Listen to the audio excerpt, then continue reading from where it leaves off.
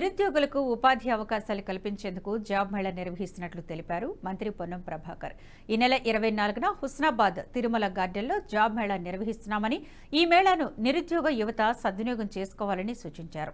Job Mela ద్వారా శిక్షణ ఇచ్చి ఇతర దేశాల్లో ఉపాధి అవకాశాలు కూడా కల్పించేందుకు కృషి చేస్తున్నామని తెలిపారు.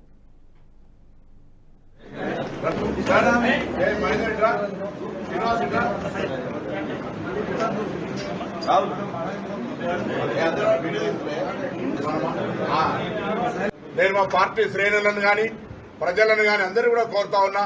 నేను ఒక యువజన విద్యార్థి నాయకుడిగా వచ్చిన తర్వాత ఈ నియోజకవర్గంలో విద్యార్థి సంబంధించి ఉద్యోగ ఉపాధి అవకాశాలకు సంబంధించి వ్యవసాయ ఆరోగ్యానికి సంబంధించిన ప్రత్యేక ప్రాధాన్యత ఇచ్చే విధంగా కార్యక్రమం తీసుకునేందుకు భాగంగా ఈ జాబ్ మేళా జరుగుతూ ఉంది.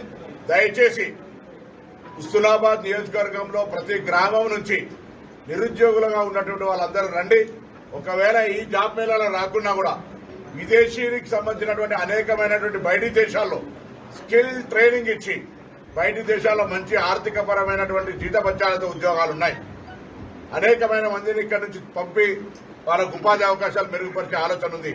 కాబట్టి జాబ్ మేళాకు సంబంధించిన కార్యక్రమం 24వ తేదీ తిరుమల గార్డెన్ 0 నుంచి పీజీ వరకు జరిగేటువంటి ఈ కార్యక్రమం లోపల యువజన సర్వీసుల శాఖ తెలంగాణ ప్రభుత్వం నుంచి జరిగేటువంటి ఈ జాబ్ మేళాలో హుస్నాబాద్ నిరుద్యోగ యువత అందరూ పాల్గొనాలని.